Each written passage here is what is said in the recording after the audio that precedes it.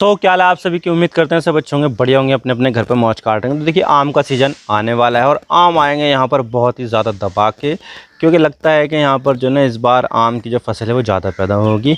तो देखा जाए तो यहाँ पर जो आम होते हैं वो कई सारे तरह के आते हैं और यहाँ पर मलिहाबाद के आम तो वैसे भी काफ़ी ज़्यादा फेमस है और हमारे यहाँ के भी आम काफ़ी ज़्यादा फेमस है। तरह तरह के आम यहाँ पर बनते हैं, चाहे वो लंगड़ा हो, चाहे वो चौसा हो, चाहे वो दशहरी हो। बहुत तरीके के यहाँ पर आम जो है वो पाए जाते हैं और यहाँ पर पूरे देश नहीं पूरी दुनिया में यहाँ पर जो है ना भारत से एक्सपोर्ट किए जाते हैं। इनफैक्ट इंडिया जो है दुनिया का सबसे बड़ा आमों का प्रोड्यूसर है।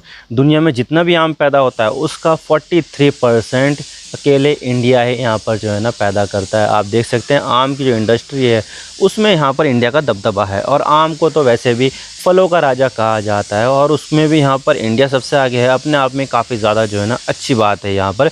और आम जो है वो कई सारे जो है ना प्रदेशों में यहाँ पर उगाए जाते हैं। सबसे पहले जब यहाँ पर सीज़न आता है ना तो साउथ का आम सबसे पहले आ जाता है। तो साउथ का आम यहाँ पर पहले आ जाता है क्योंकि वहाँ पर जो है ना सर्दी इतनी होती नहीं है और वहाँ पर तुरंत ही गर्मी चालू हो जाती है, जिसकी वजह से यहाँ पर उसमें बौर अच्छे से लगती है, पहले लग जाती है और वहाँ पर जो है ना पहले ही पक भी जाता है। जबकि यहाँ पर जो नॉर्थ इंडिया है वहाँ पर जो है ठंड ज़्यादा होती है और जब ठंड यहाँ पर जब उतरती है धीरे धीरे तो उसके बाद यहाँ पर बौर लगना शुरू होता है। और फिर उसके बाद गर्मियों में जब यहाँ पर सड़ी गर्मी पड़ती है, बहुत तगड़ी वाली गर्मी पड़ती है, तो उसके बाद यहाँ पर जो है ना आम आना शुरू हो जाता है। तो देखा जाए तो यहाँ पर जो है ना गर्मियों में इसकी आवक हो जाती है। लेकिन यहाँ पर कभी कभी ऐसा हो जाता है, कभी नहीं ज़्यादातर मामलों में ऐसा हो जाता है कि नेचुरली रिपन ना होकर वो आर्टिफिशियली रिपन किया जाता है। यानी कि यहाँ पर वो पेड़ों पर नहीं पकाया जाता बल्कि यहाँ पर कच्चा ही तोड़ लिया जाता है आमों को और उसके बाद यहाँ पर कैल्शियम कार्बाइड के ज़रिए उसको पकाया जाता है। कैल्शियम कार्बाइड बहुत ज़्यादा ख़तरनाक केमिकल होता है, एक कार्सिजेनिक हो जाता है। यानी कि यहाँ पर उसके कंजम्पशन से हमें कैंसर होने का ख़तरा हो जाता है, यानी कि उससे कैंसर होता है।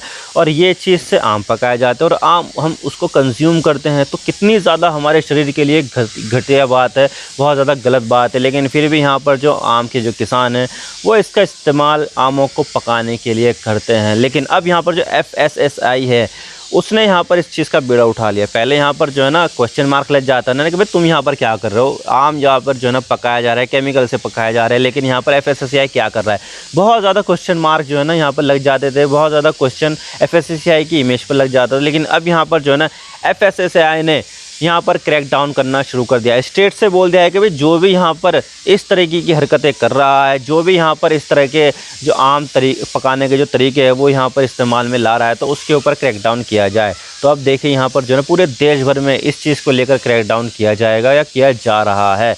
लेकिन यहाँ पर सवाल ये आ जाता है कि आर्टिफिशियली तरीके से किस तरह से यहाँ पर ये पकाए जाते हैं, क्या चीज़ यहाँ पर ख़तरनाक होती है और यहाँ पर जो है ना FSSAI ने ऐसा फ़ैसला क्यों लिया है, सब सवाल के जवाब देते हैं। लेकिन उससे पहले आप चैनल पर नए हो ना सब्सक्राइब जरूर कर देना, वीडियो को चाहे लाइक करो डिसलाइक करो लेकिन चैनल को सब्सक्राइब जरूर कर देना।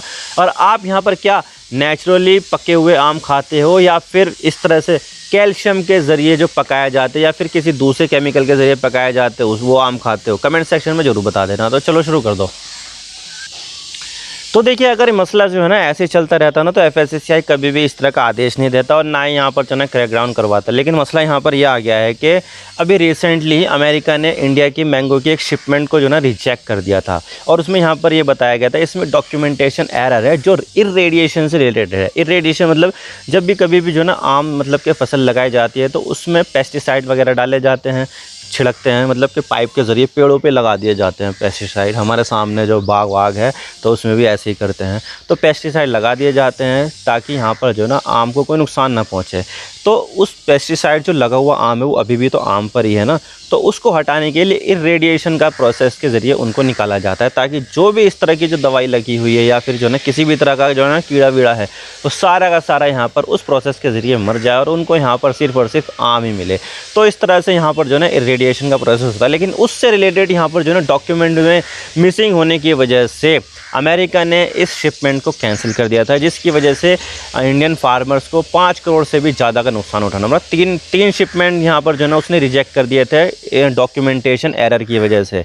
इससे क्या हुआ कि यहाँ पर रिजेक्ट होने के बाद उन आमों को वहीं पर ही जो है ना उनको नष्ट कर दिया गया। अब वापस लेकर आते उन आमों को तो क्या होता है कि रास्ते में ख़राब हो जाते, और ख़राब होते तो वो यहाँ पर बिकने का कोई सवाल ही नहीं पैदा होता। तो यहाँ पर उन्होंने उसी को वहीं पर ही नष्ट कर दिया।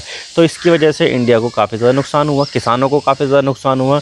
तो उसके बाद यहाँ पर FSSAI जाएगा, अच्छा जी आमों के साथ ऐसा हो रहा है, ठीक है, अब हम यहाँ पर जो है ना बताते हैं कि जो गलत तरीके से आम जो पका रहा है उनके खिलाफ हम क्रैकडाउन करेंगे। तो अब यहाँ पर जो है FSSAI ने यहाँ पर जो है ना आदेश दे दिया है सभी राज्यों को जहाँ जहाँ पर आमों की पैदावार होती है, तो यहाँ पर क्या है ना कि जो भी केमिकल से आमों को पकाते हैं उनके खिलाफ क्रैकडाउन करें। जो यहाँ पर पेड़ों पर पक जाए उन्हीं को बेचा जाए। केमिकल से पके हुए आमों का यहाँ पर जो है ना किसी भी तरह की कोई भी यहाँ पर बिक्री ना होने पाए। यानी कि यहाँ पर जो है ना केमिकल के खिलाफ यहाँ पर अब FSSAI ने आंदोलन कर रखा है।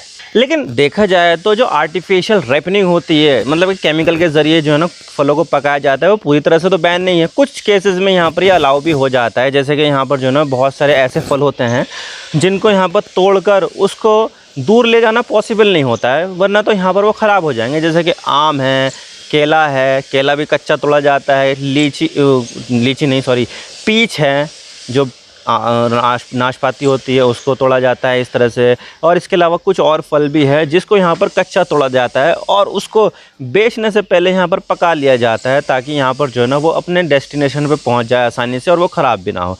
तो ऐसे प्रोसेस को तो यहाँ पर अलाउ कर रखा है। और उसके लिए यहाँ पर जो है ना एथिलीन जो पाउडर है उससे गैस बनती है, उसका इस्तेमाल करने की इजाज़त दे रखी है कि एथिलीन गैस का आप इस्तेमाल करके उनको पका सकते हो। लेकिन यहाँ पर क्या होता है कि जो एथिलीन गैस है वो आती है महंगी। अब एथिलीन गैस जो है ना हमारे ह्यूमन बॉडी को जो है ना नुकसान पहुँचाती नहीं है, लेकिन यहाँ पर ये महंगी आने की वजह से वो इतनी ज़्यादा जो है ना कॉमनली कंज्यूम नहीं की जाती है। तो उसके स्थान पर यहाँ पर क्या करते हैं किसान के कैल्शियम कार्बाइड जो है ना गैस वो ले लेते हैं। पाउडर मतलब कि पाउडर होता है कैल्शियम कार्बाइड का, और कैल्शियम कार्बाइड जो है ना आम के बीच में रख दिया जाता है, उससे यहाँ पर एसिटिलीन गैस निकलती है। अब जो एसिटिलीन गैस है वो होती है हमारे शरीर के लिए ख़तरनाक, लेकिन क्या है कि वो होता है सस्ता। और यहाँ पर आपने देखा होगा कि जो कैल्शियम कार्बाइड है वो गैस वेल्डिंग में इस्तेमाल किया जाता है। 2 सिलेंडर रखे जाते हैं, एक सिलेंडर में होती है ऑक्सीजन और दूसरे में होती है कैल्शियम कार्बाइड, जो सफ़ेद सफ़ेद कर जो है ना डाल देते हैं। जो चौड़ा वाला सिलेंडर होता है ना उसमें डालते हैं। तो कैल्शियम कार्बाइड से यहाँ पर गैस वेल्डिंग की जाती है, लेकिन उसी से ही यहाँ पर क्या होता है कि आम भी पकाए जाते हैं। और ये चीज़ यहाँ पर जो ना इंसानी शरीर के लिए बहुत ज़्यादा खतरनाक होते हैं। तो जो चीज़ की इजाज़त FSSAI ने तो दे रखी है कि भाई इथिलीन गैस का इस्तेमाल कर लो, उससे यहाँ पर पका लो, कोई दिक्कत नहीं, क्योंकि उससे हमारे शरीर को नुकसान नहीं पहुँचता है। लेकिन यहाँ पर वो महंगी आने की वजह से इकोनॉमिकली वो फिट नहीं बैठ रही थी किसानों की जेब में। तो क्या किया उन्होंने, इस तरह का इस्तेमाल कर लिया, शुरू कर दिया कैल्शियम कार्बाइड का, और उसकी वजह से यहाँ पर जो है ना हमारे सेहत को काफ़ी ज़्यादा नुकसान पहुंचना शुरू हो गया है। बहुत ज़्यादा कैंसर के मामले यहाँ पर जो है इंडिया में बढ़ने लगे हैं। और किसकी वजह से, इस तरह से केमिकल से पकाए हुए फल की वजह से। केमिकल को छोड़ो, जो गलत तरीके से केमिकल है उसको यहाँ पर पकाया जा रहा है, सस्ता आता है, तो इसकी वजह से किसान इसका इस्तेमाल कर लेते हैं। और इसके अलावा जो किसान होते हैं ना केमिकल को आमों के बीच में रख देते हैं, जिससे यहाँ पर जो आम है वो उन केमिकल के कांटेक्ट में आ जाता है। जबकि यहाँ पर तरीका ये होना चाहिए कि जो ये केमिकल है वो थोड़ा सा आमों से दूर रख दो, जिससे गैस तो उनको मिले लेकिन यहाँ पर उसके कांटेक्ट में ना आए। तो ये तरीका तो यहाँ पर बताया गया है, लेकिन यहाँ पर मसला ये आ जाता है कि इससे थोड़ा सा प्रोसेस जो है ना लंबा खिंच जाता है, और उनको चाहिए जो है ना जल्दी तैयार करना है उनको आम, तो यहाँ पर जो है ना वो बीच में ही रख देते हैं। तो इसके लिए अब यहाँ पर जो लोग हैं जो कंज्यूम कर रहे हैं इस तरह के फल, उनको तो यहाँ पर सबसे पहले इन फलों को बहुत अच्छे से धोना चाहिए, ताकि यहाँ पर जो भी इस तरह के केमिकल है वो फल से लग जाए। वैसे तो यहाँ पर जो ना इस तरह के फलों को खाने नहीं चाहिए, लेकिन ज़्यादातर जो फ्रूट्स आ रहे हैं वो इसी तरह के केमिकल से पककर आ रहे हैं, तो उनको पूरी तरह से अवॉइड करना तो पॉसिबल नहीं है, लेकिन उनको धो के खाया जा सकता है। वो यहाँ पर तरीका सही हो जाता है, अगर उसको अच्छी तरीके से धो ले, या फिर जो गर्म पानी है उससे यहाँ पर धो लो एक बार, फिर उसके बाद यहाँ पर खा लो, तो कोई दिक्कत नहीं है।